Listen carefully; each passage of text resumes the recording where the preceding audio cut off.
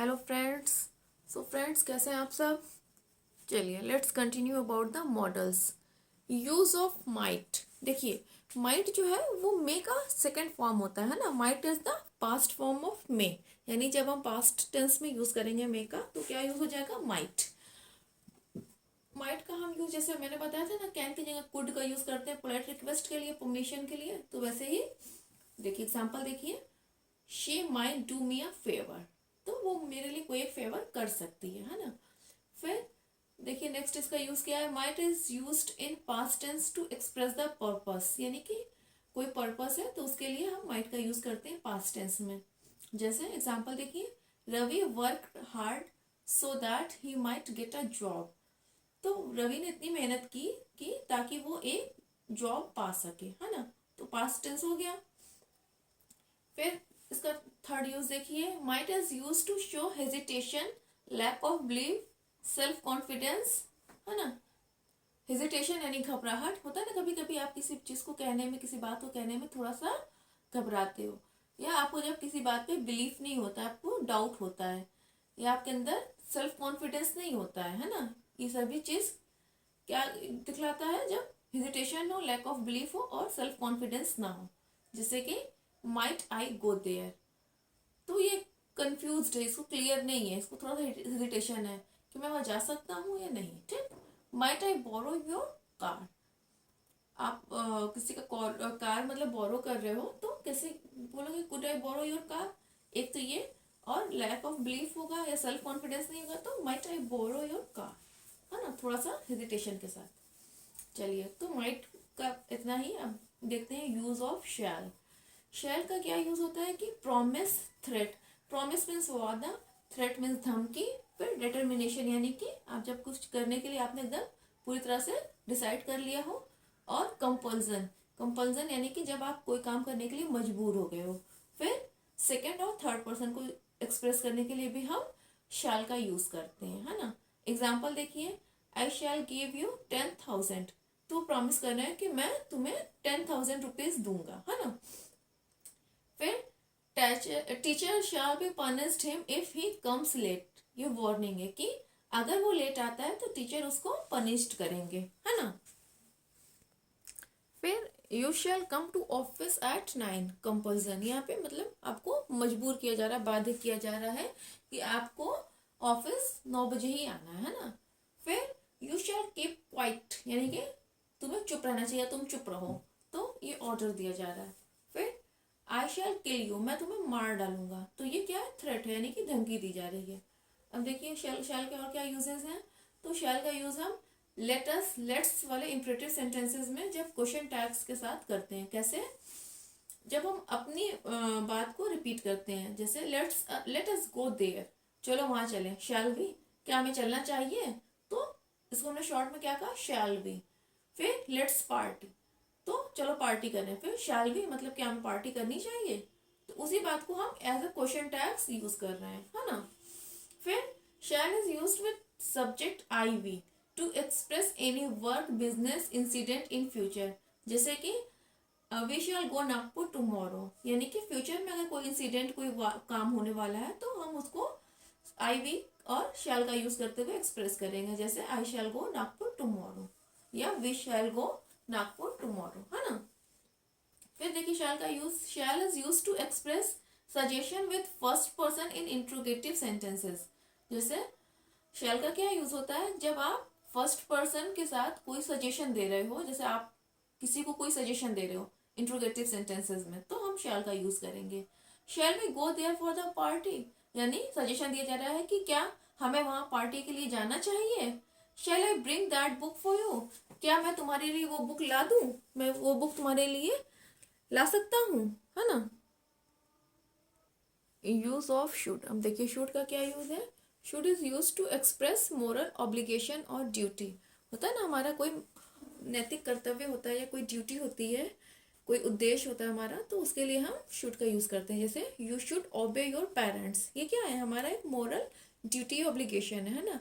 Every should respect the laws of the country, everyone should respect the laws of the country. इसको ऐसे भी कर सकते हो, everyone should follow the laws of the country, है ना। तो ये हमारी क्या है, एक मोरल ड्यूटी है ना कि हमें अपनी कंट्री के लॉज को रिस्पेक्ट करना चाहिए, उसको फॉलो करना चाहिए, है ना। फिर इसका शुड का यूज देखिए, should is use to express command, softened, advice, probability, है ना।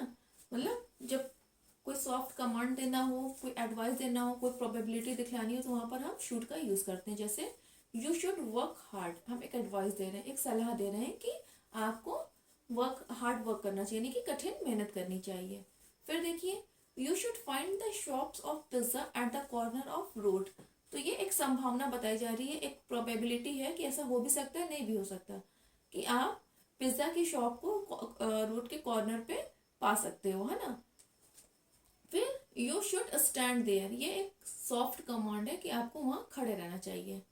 फिर should have is use to express past duty, यानी कि ऐसा कोई काम जो पास्ट में हो जाना चाहिए, जैसे कि आपकी कोई ऐसी ड्यूटी है, पास्ट ड्यूटी जो हो जानी चाहिए, तब हम यूज करते हैं शुड हैव का।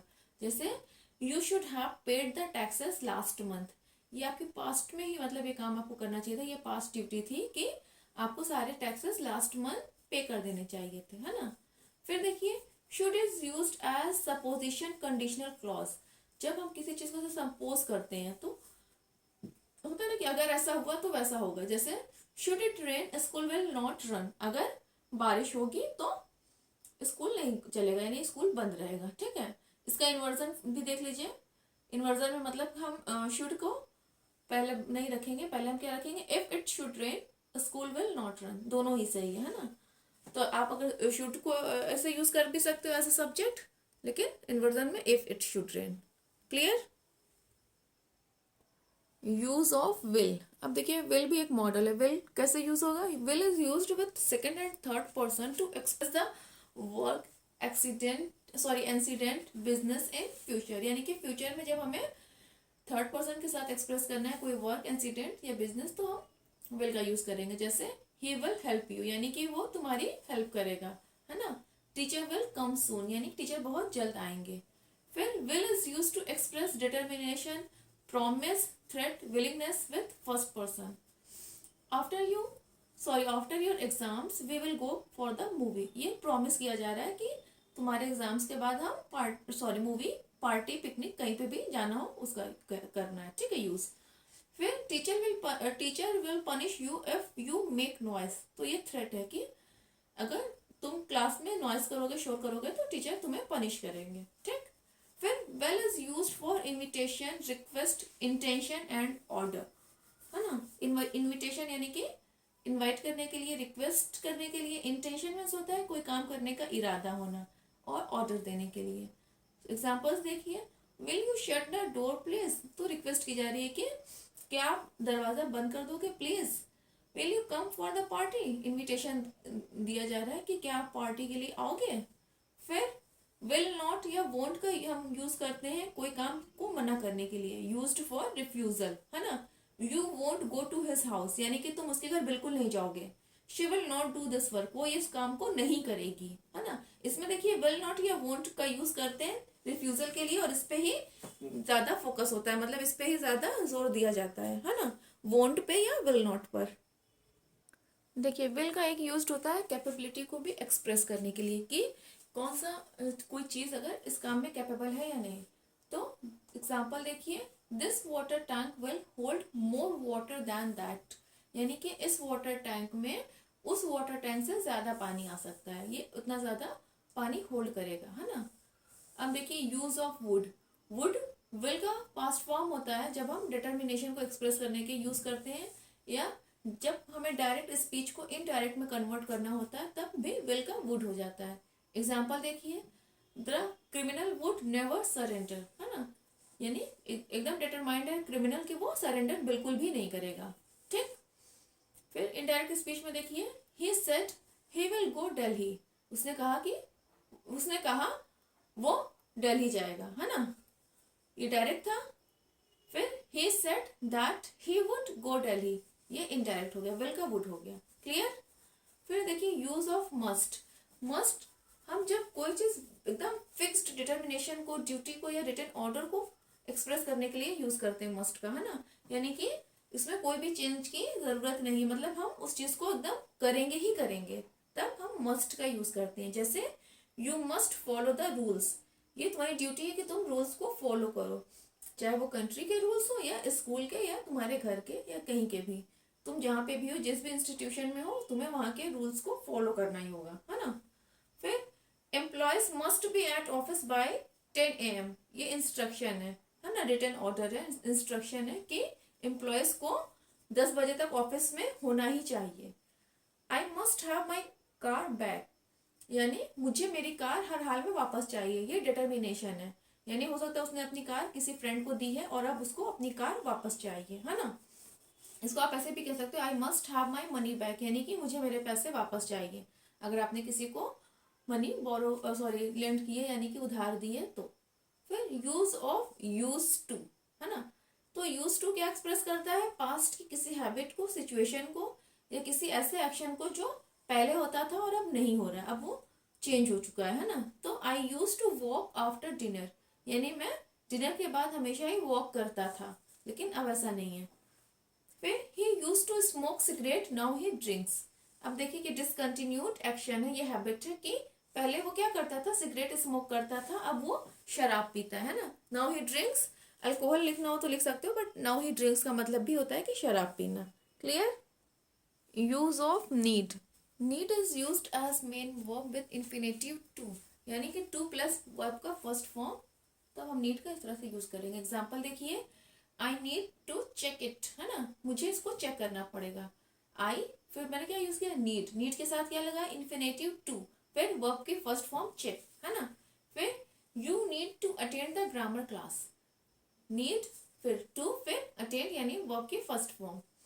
She needs to buy medicine, उसको मेडिसिन खरीदने की जरूरत है ना।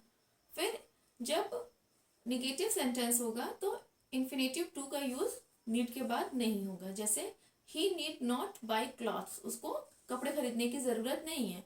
You need not help me, तुम्हें मेरी मदद करने की जरूरत नहीं है। सो फ्रेंड्स, मॉडल्स यहाँ पे खत्म होता है। मिलते हैं नेक्स्ट वीडियो में नेक्स्ट टॉपिक के साथ। Best of luck, please do your preparation at the best level. Bye bye.